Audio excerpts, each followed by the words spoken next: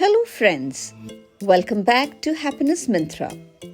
Today's video is about the concept of vowels and consonants and how these are applied to a and an. In case you're new here, do like, share and subscribe to the channel. Now this is something that I always use to teach the concept of vowels to the children. You keep your hand, or of course you keep the child's hand, trace it out. There are 5 fingers and each finger represents a vowel. So we have a, e, o, a. Often you can just write it here at the tips of their fingers so that they can keep looking at it, remembering it and recollecting it. That's a great way for them to remember, and of course it's fun. You can make small finger puppets out of small bits of paper and again write on that. All different ways to just reinforce the concept of vowels using our own hands. Now once the children know what are the vowels, the remaining letters are all consonants. This question says circle all the vowels and shade the consonants. So the children will quickly circle a, e, o, a. Once done, the remaining letters will all be shaded or maybe put in a box or underlined, anything that you want to make them do. They'll copy all the vowels here just to reinforce the concept, and they'll copy down all the consonants here again to reinforce the concept. Of course, you can make use of plastic letters, you can make use of any kind of games to make them more comfortable and familiar with this concept. Once this is clear, once they know exactly which letters are vowels and which letters are consonants, we can move on and teach them the concept of a and an. Now, I think I've mentioned earlier, I am a child psychologist and I have often worked with children who have learning disabilities. So the logic here is some children obviously will pick up very easily.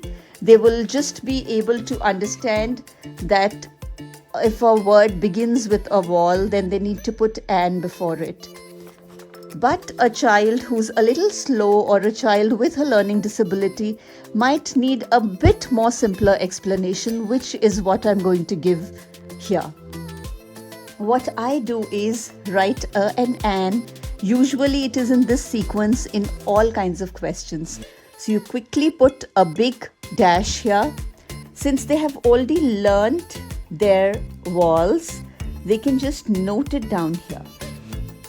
This acts as a visual clue to help them understand and integrate the concept more easily.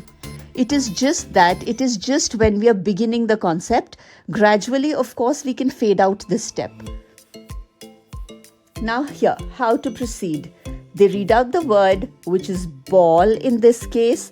Now, some words might be difficult for them to read, but they can still understand the concept of a and an with it.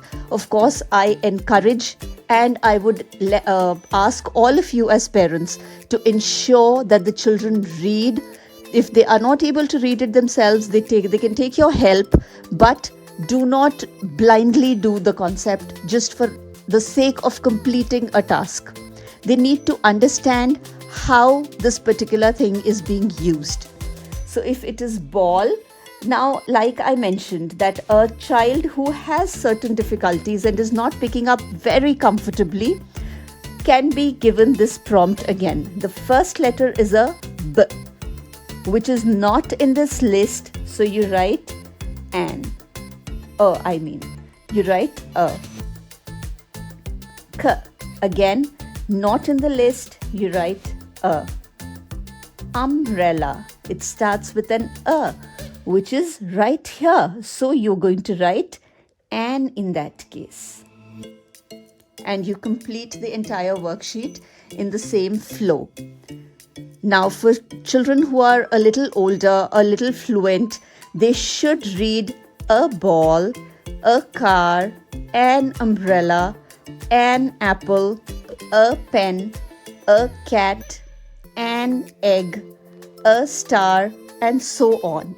Because they should be familiar with how this particular concept is being used in sentences, in grammar. It should not just be learnt on the basis of letters, which is something which we often do even with children who can easily understand and pick up a concept. So don't do that. Another presentation of the same thing. Now children are visual learners. They love this kind of simple, worksheets. And I'm not very great at drawing, which is something I keep saying constantly. So a simple picture like this, I'm sure all of us can make it. And I have a set of 20 words here. They have to read the word bell. So it's not going to be an bell. It's going to be a bell. They'll copy down bell here. Axe.